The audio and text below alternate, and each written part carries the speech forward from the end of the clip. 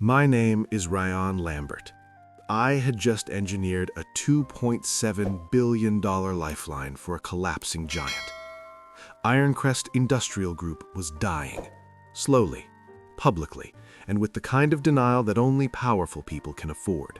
Years of reckless decisions had buried them in debt, and without immediate capital, they wouldn't survive the year. My firm, Ironwood Capital Partners, was their last option. But I don't write blank checks. I set conditions, non-negotiable ones. A full overhaul of governance, a new CEO, and Tony Hooper, someone who actually knew how to rebuild a broken company, and complete transparency from a board that had grown far too comfortable hiding behind titles. And then there was the clause, the one most of them didn't bother to read carefully. The conduct integrity provision. I wrote it myself, line by line, with the kind of precision that comes from watching too many companies collapse for reasons that never appear on balance sheets.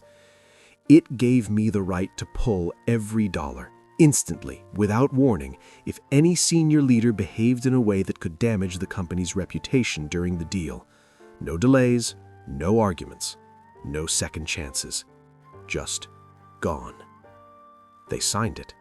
Their lawyers approved it. If you had walked into my office that night, you would have thought I was about to save a company. You would have been wrong. I was deciding whether it deserved to survive.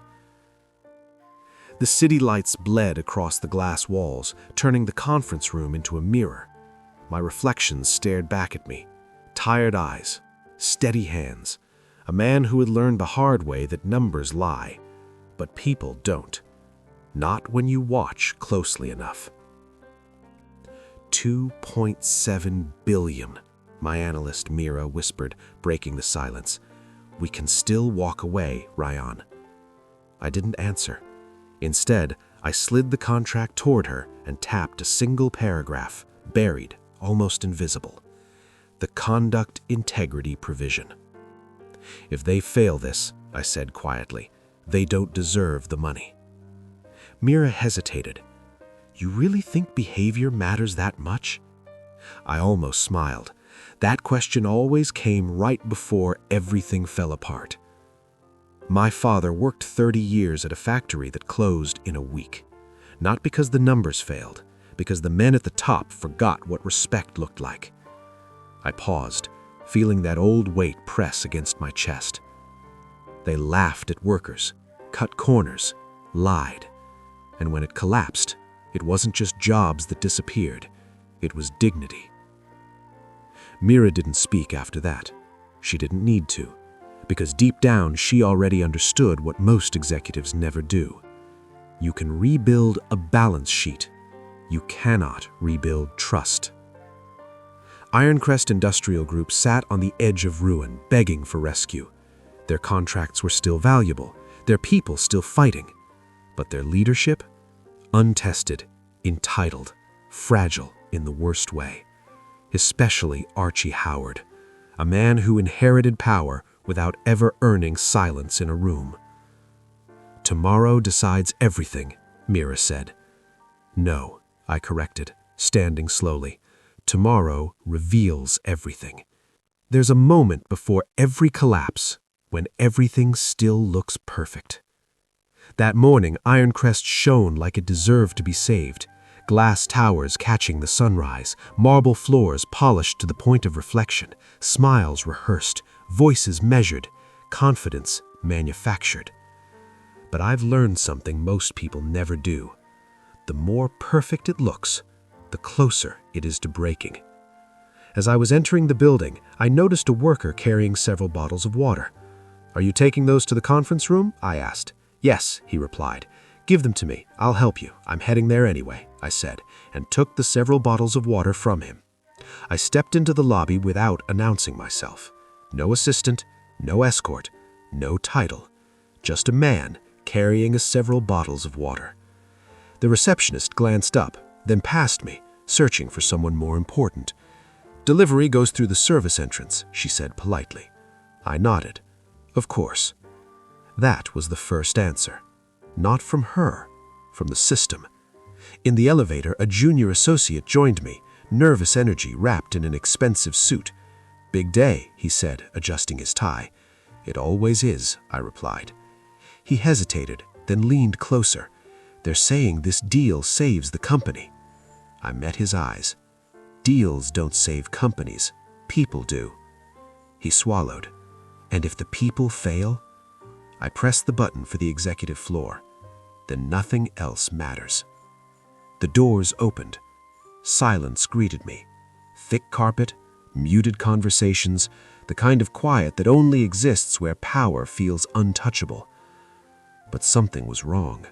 You could feel it in the pauses between words, in the way laughter stopped too quickly, in the eyes that avoided holding yours for too long. Fear. Not of failure, of exposure. Inside the boardroom, they were already assembling. Archie Howard at the head, relaxed, amused, certain of himself. A new CEO, Tony Hooper, halfway down the table, focused, but tense. Our eyes flickered for a fraction of a second, and in that instant, I saw it. He knew. Not everything, but enough to understand. This wasn't just another meeting. I set the several bottles of water down slowly. No one thanked me. No one noticed. Perfect. Because here's the truth no one in that room understood yet. The way you treat someone you think doesn't matter is the moment that defines everything. And I was about to give them that moment. The question was, would anyone recognize it before it destroyed them? Some moments don't announce themselves. They arrive quietly and leave nothing standing. I picked up the several bottles of water and moved toward the table, each step measured, unhurried. Conversations softened as I passed, but no one stopped me. To them, I was background, another invisible function in a room full of egos. Good. That's exactly where truth hides. And Tony Hooper sat rigid, flipping pages he wasn't reading. I stopped beside him, set the decanter down, and extended my hand. "Welcome to Ironcrest. I'm Ryan." A simple sentence, a simple gesture, but the room shifted. Just slightly. Enough. I immediately extended my hand to greet Chairman Archie Howard. Before Tony could respond, a voice cut through the air like glass breaking. "I don't shake hands with low-level employees." Archie Howard didn't raise his voice. He didn't need to. Every camera caught it. Every microphone carried it. Every person in that room felt it land. For a second, just one, no one breathed. Then came the worst sound in the world. Polite laughter. Thin, nervous, cowardly. I kept my hand extended, not because I expected him to take it, but because I needed everyone to see what refusal looks like when it's fully exposed. And Tony's eyes flickered, my hand, Archie, the cameras, then dropped to the table. He said nothing. That silence hurt more than the insult, because silence is agreement dressed as caution. "I said," Archie continued, irritation sharpening his tone, "this room is for executives." I finally lowered my hand, slowly, on my terms. And in that moment, something inside me didn't break. It settled. A memory surfaced. My father standing in worn boots, holding out his hand to a man who wouldn't take it. I was 10. I didn't understand it then. But I do now. Respect is never about the gesture. It's about what you reveal when you refuse it.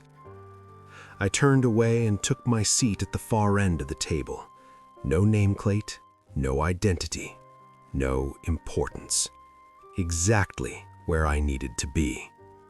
Because here's the truth no one in that room understood. That handshake wasn't a greeting. It was a test. And Archie Howard had just failed it in front of the entire world. The question now wasn't if something would happen. It was how much it would cost them. There's a silence that feels like discomfort, And then there's a silence that feels like judgment. This was the second kind. Archie resumed speaking as if nothing had happened, slides shifting, numbers flowing, confidence stitched back together with privichka and denial. The room followed his lead. They always do. Until someone refuses to. "Before you continue," I said. It wasn't loud. It didn't need to be. The room froze. Archie didn't turn immediately. He finished his sentence first. Control mattered more than curiosity to men like him. Then, slowly, he faced me. Annoyance, dismissal, superiority. "We're not taking input from support staff," he said. A few heads nodded. Reflex. Habit. I held his gaze. "If you refuse to shake my hand," I paused just long enough for every camera to lean closer, "then by tomorrow morning, $2.7 billion will no longer be part of this deal." Someone's breath catching in their throat. Archie smiled, thin, brittle. "That's not how this works." "It is today." A chair scraped. The CFO, Elliot Graves, leaned forward, his voice careful. "Excuse me, can we confirm who holds final capital authority?" I didn't look away from Archie. "I do." The words landed heavier than any number ever could. "No," Archie snapped. "Who the hell are you? We work with a company, Ironwood Capital Partners, not—" "You've been working with me." That's when it started. Phones lighting up, pages flipping, eyes widening as reality forced its way into the room. Elliot's hand trembled slightly as he found the clause. The conduct provision. It allows immediate withdrawal based on reputational harm, documented on camera, someone whispered. And Tony finally spoke, his voice strained. "Archie, this was live." For the first time, Archie hesitated. Just a flicker, but enough. I stood, not loudly, just decisively. Outside the room, I made the call. "Execute full withdrawal." A pause. "All of it?" my partner asked. I closed my eyes for a second, just one, feeling the weight of thousands of employees who didn't deserve what was coming. Yes. When I returned, the room wasn't the same. It was colder, sharper, breaking. Elliot looked up at me, pale. "It's gone," he whispered. And in that moment, the empire didn't collapse. It realized it already had. Now tell me, what would you have done in that room? Power doesn't leave in a storm. It leaves in signatures, in votes, in silence that no one can stop anymore. By noon, Archie Howard was no longer chairman. No shouting, no spectacle, just a closed-door vote, and a man erased from his own empire. "I built this company," he said hoarsely, standing in the hallway as directors avoided his eyes. "No," Elliot replied quietly.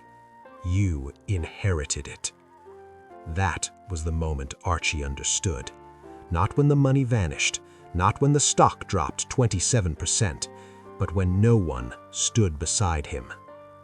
Inside the boardroom, Antony sat alone staring at the blank screen. "You could have said something," I told him. His voice broke. "I thought it wasn't my place." That's the problem. Respect doesn't wait for permission. He nodded slowly.